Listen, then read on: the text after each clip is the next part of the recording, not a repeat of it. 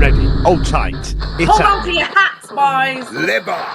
Hello, good evening, and welcome to another episode of the Wednesday Week. Just what the flipping Nora are you all lot doing? I'm still in there. I'm still right behind him. It was just a very well thought out tactical plan by Danny. I want to go! I can literally feel the steam coming out your ears. So it's like a fun little post-game snack. The Wednesday Week!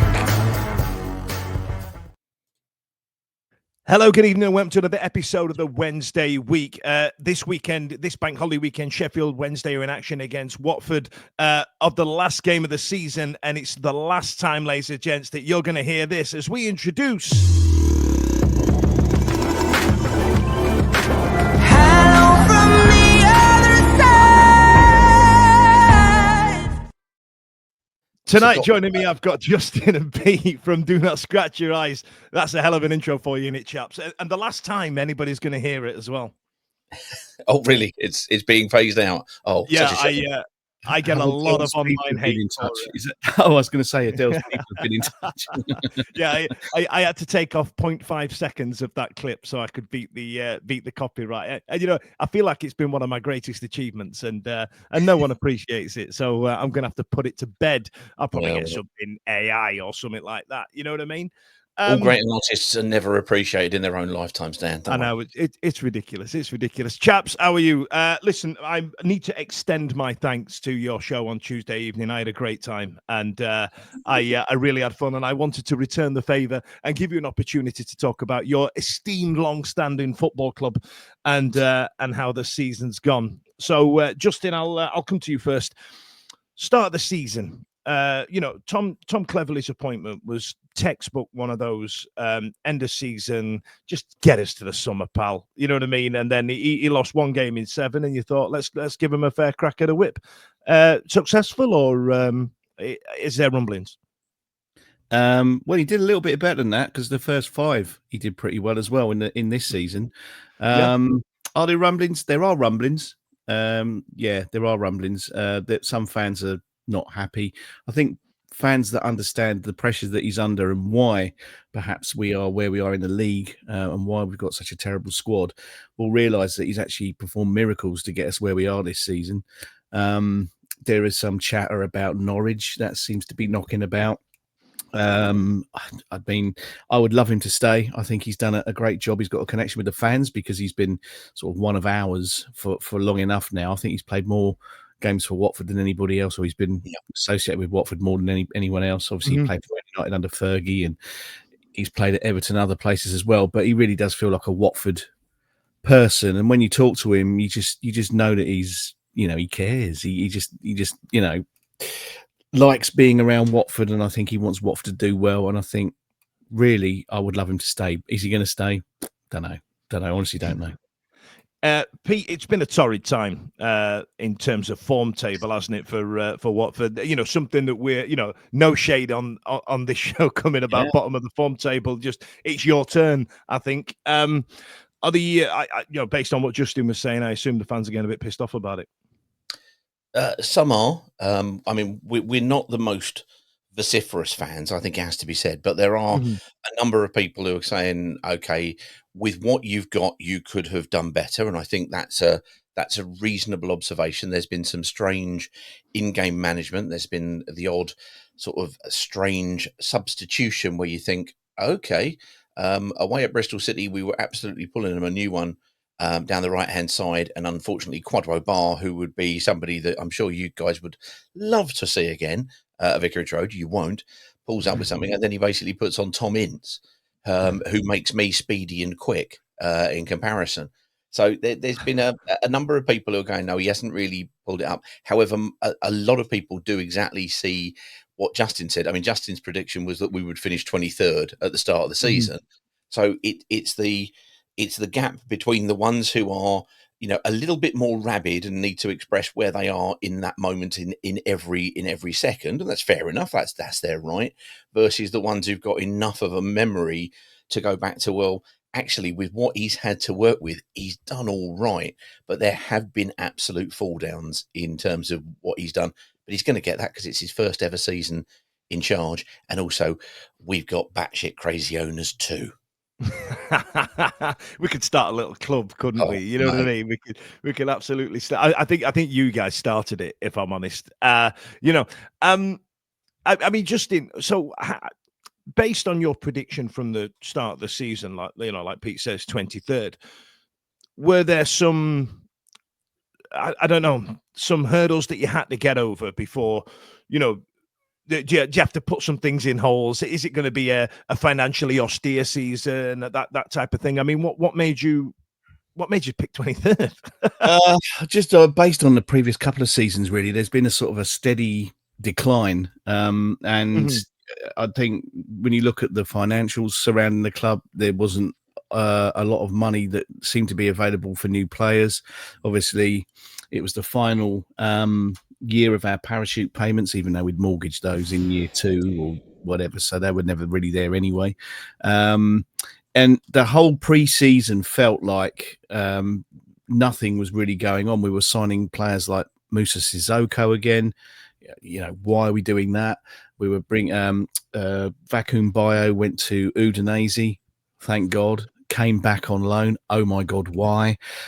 Sorry to bring him up on a Sheffield Wednesday. Well, I was going to say, is he not playing for Barcelona or Real Madrid right now? From what we know about him, he'll be lucky to be playing for Crawley Town if I had my way. And no disrespect to Crawley. So there wasn't a massive amount of investment going on. Pre-season looks a bit iffy. I know we had a good day away at Hibs. I didn't go to that. Peter and Cole did, but some of the results during the pre-season were like awful, and you just think, oh man, if this carries on into the season itself, then we're in trouble. And what happened? We won the first 5 matches handsomely, and thought, okay, right, this is going to be totally different to what we were expecting. And then I think the drop off sort of came with the transfer window. No investment properly there, and obviously the injury to Quadwo Bar wasn't great either. So I'm pleasantly surprised that we didn't end up 23rd. But I'd also, at the same time, don't think we actually had any chance of playoff places or anything like that. It was obvious. Everyone's going, oh, but you're still in the playoffs. Yeah, don't look at that. Don't look away. That's not going to happen. So, yeah, I think that's probably the reasons why I was so pessimistic. I usually am pessimistic, though, right, Peter? He is. Can I just apologise to any Sheffield Wednesday supporters watching, because we've got them on here before and apologise that Abdi was rubbish. Excuse me, sorry. I'm going to choke to death. You're going to have to edit this out. Yeah, it's all right. It's all right. I mean, Alman Abdi, right? God, I think did we not pay something like £4 million for him? I mean, you know, we had a decent run of people from you guys. We had Forestieri, who turned out to be a favourite before he got the mug on. Daniel Pudil was great for us, and we thought, well, let's just complete the set. Let's get a midfield dynamo while we're at it. I mean. Well, did you know at the time that he was absolute trash, or you know what I mean, or was it a surprise to you guys as well? Surprise, I think. Yeah, it's definitely a surprise. He was mustard for us, wasn't he, Pete? He was fantastic.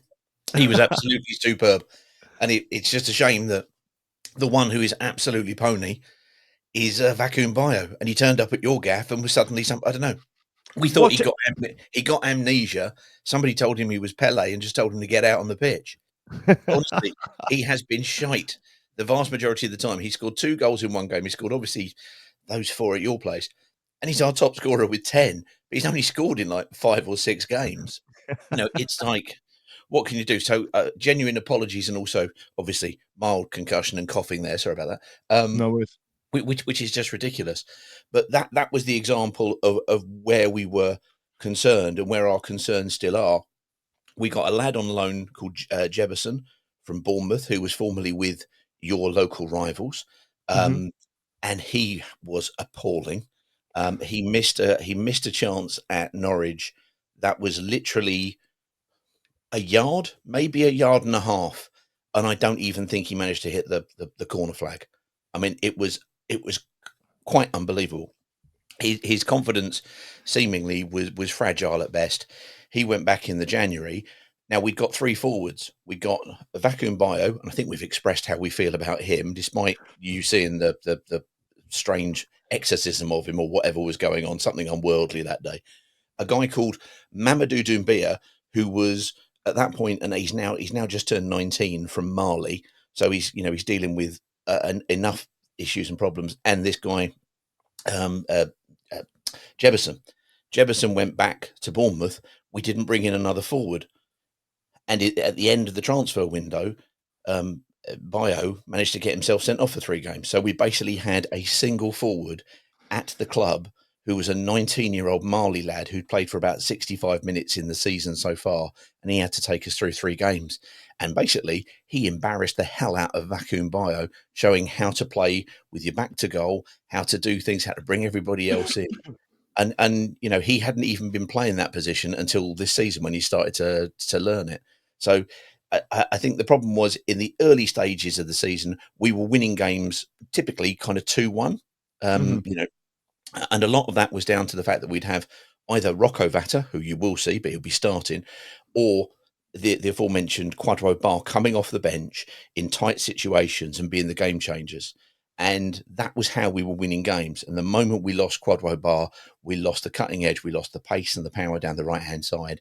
And thus far, they haven't really found a way to enhance either the performances or the results. And as you say, we are bottom of the form table, and it's a bit of a sorrow sight. It reminds me of that scene from the IT Crowd where she goes out for a cigarette and it just looks across that car park when everybody's just curled around having a smoke round an old disused bus stop. You know what I mean? That's what it feels like being at the bottom of the form table. I'll tell you what, Pete. I'm going to cut some adverts. It's only going to be about 10 seconds long. I'll let you get a drink. Bear with us while we enter vociferously into the world of commercialism. Brace yourself. Some people are gonna try and sell you some things.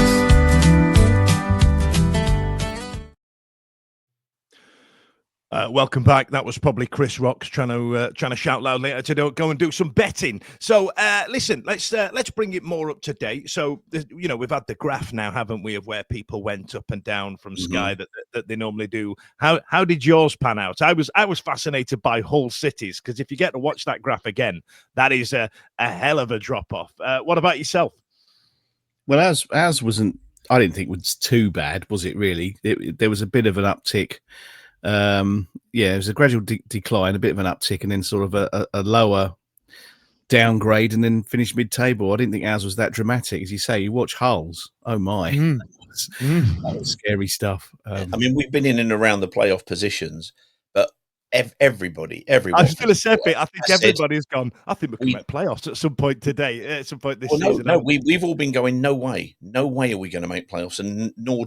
Well, I mean, me especially, nor do we really want to, because it's basically an expensive kind of way of eventually losing to Sheffield United or Burnley or whoever it was going to be in eventually along the way. But it's also, we just don't have what it takes at this moment in time. We knew that we were punching above our weight in the first part of the season. We knew something was going to kind of level out. And I suppose some of it was kind of a little bit of a defense mechanism in terms of against the hope, because it's that kills. We all know that. But I think it was genuine that we are so stretched thin. It's only going to take 1 or 2 suspensions or injuries or what have you for that to happen. And people like Chak Fatadza, who's been good but less effective in those latter stages, in the same way as we talk about young Quadro Bar, he's not available for us either. Now, in the past few seasons, because of our financial situation, people like Yao Pedro, who's now pulling it up at Brighton when he's not being sent off, he was sold with a couple of games to go, and suddenly, he didn't get to play. Chak Fatadza, he picked up an injury with 4 games to go. Wonder where he might be going. Who knows? But it's probably not going to be, the Vicarage Road or Watford pre-season next year. So, that's the problem. He's playing with an ever decreasing deck. Is Tom Cleverley. And then by the sounds of it, not a lot of money to spend in the summer. Excuse me. So I tell you what. Look, there's a few times our two teams have crossed paths and paths. Sorry, I've been working in the south today, so there are some words that come out. Copies? There are some words that really give me away, and they are make, break, and take. Because I don't know if you've been to South Yorkshire, but they get pronounced as make, break, and take, and they're what give me away, even when I'm trying to put my non-regional diction accent on. I was trying to think of some ding dongs we've had over the years, and I was going to ask you guys, you know, what's been one of your faves, but it was probably the one back in the early part of the season. It's you know, withstanding that, are there any that stick out in your mind? Because I remember once, I think there was a period in the late 90s where we drew you guys in the cup and we went tearing down. That was the one I was gonna. It was 90. Yeah, 98. It was the FA Cup. And Alexanderson scored, and we were still celebrating. Peter Kennedy got a brilliant equaliser, didn't he, Peter? Then it went back to Hillsborough and we lost on penalties. But that was the one where Di Canio got sent off. Yeah. For arguing over a yellow card or something. And exactly so that. We had the Where's Di Canio chant at our end for the rest of the game.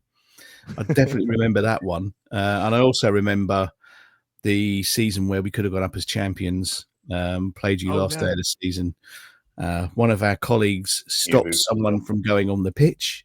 That person held up the play, and then you scored an equaliser.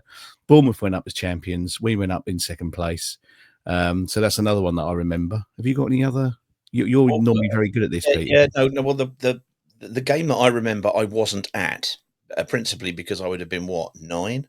So Graham Taylor, when anybody knows anything about Watford and Graham Taylor, he came to us in his first year. He took us up from the 4th division to the 3rd. In that second season of his and mine kind of following, the penultimate game was away at Hillsborough, and we needed to win both of the last 2 games to go up. And at 2, you were 2-0 up at half time. And I was basically watching this on World of Sport. Do you remember Dickie Davis? Yeah. Dickie Davis, yes, kind of half human, half badger. And it was like, got to be a certain age to get that, Pete. I think. yeah, it's fair enough. I'm all about the niche, me. Yeah. But it came on, and my dad turned around and said, who would never try and take me down. Oh, well, if they win, I'll take you to the game on Wednesday, which was at home against Hull City. And we did. We came back and won it 3-2. So I've always remembered that particular game because it was the catalyst to get me in, and we won that game against Hull 4-0, and you know, glory and you know, kind of an amazing history kind of followed on with GT Graham Taylor at our place. So that's a special one for me.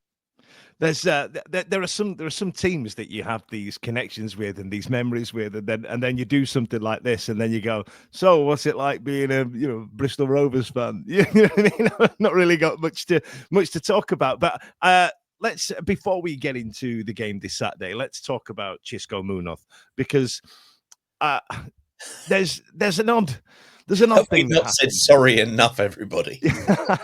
Now, Xisco took you guys up, right? And I can't work out whether that was through the quality that Xisco had in terms of his nous, or did he just inherit a really good team, or everybody else was pish? I can't, you know what I mean? Because there's this weird thing like that. He's going to be remembered as one of the worst Sheffield Wednesday managers in the history of time because, well, he didn't win one game,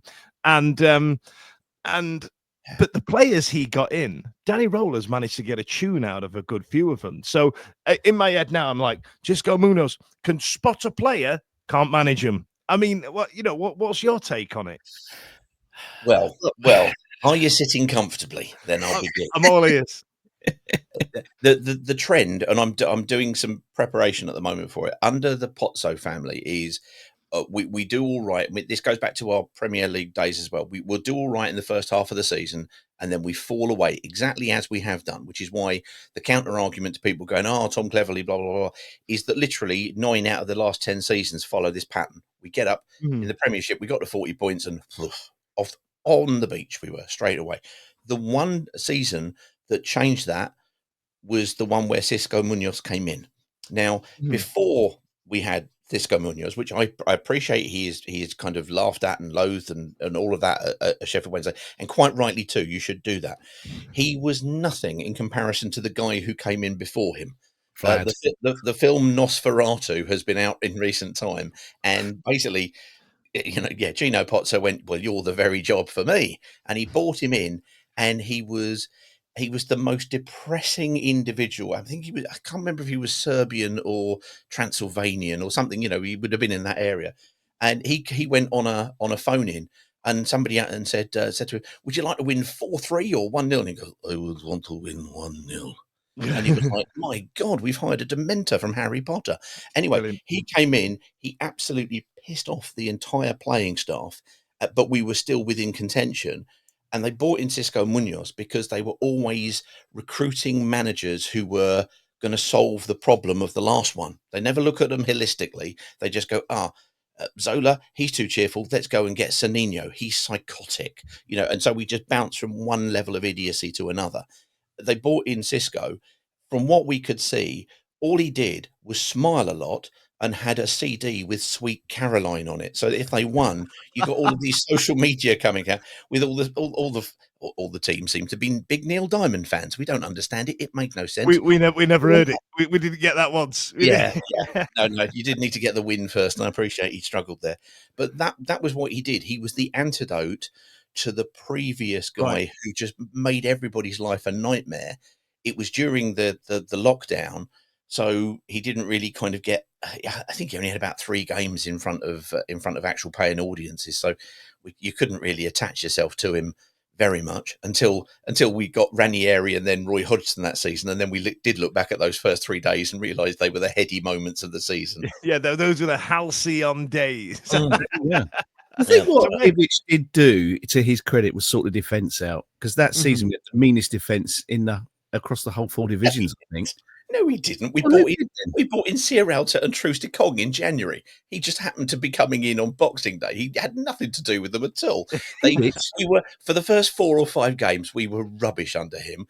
And then the aformentioned Troost Kong, who's now playing off somewhere. I said Ivic got the defence sorted, not Munoz. Sorry. I thought Yes, so Munoz actually had a solid defence to sort of work on, and I think he just let the handbrake off, didn't he? And sort of like you say, the Sweet Caroline CD, go and enjoy your football, and they all of a sudden did. I think he literally came in with a smile and a CD. I don't think he was. Everybody liked him. Everybody liked him. The football was rubbish, and then the aforementioned Troost Kong, who was brought in January along with Sierralta, we had a game against Coventry playing at St Andrews. They didn't want to be there. We didn't want to be there. It was just the worst 90 minutes of non-event you've ever seen. But legendarily now, it is said that there was a player coming together. Not Munoz. No. The players came together and kind of went, we bottled it last year. We did that from away. We got to the club. We really deserve better and we should be doing it. And they kind of got themselves going. And that was pretty much how it went. Brilliant. What a time to be alive. So let's get to this weekend then, chaps. Last game of the season. Neither team have got absolutely F all to play for. And I think I said on your show, could be 0-0, could be 1-1, could be 5-5. And I think I predicted 3-3 on your show on Tuesday, didn't I? So, I mean, what are you guys thinking? I think it's not going to count against your league, by the way. No. Who's it sponsored by? I know it got a good airing. Who's it sponsored by?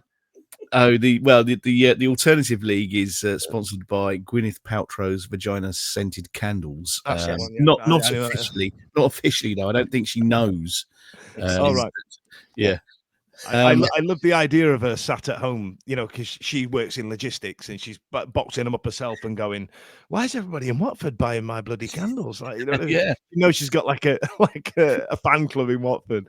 That's great. Obviously you've seen our prediction league, so there's a dog barking that predicts scores. And Jarvis Cocker Spaniel, big fan of that. Who's now retired. I only found out officially today he has retired. I'm very upset about that.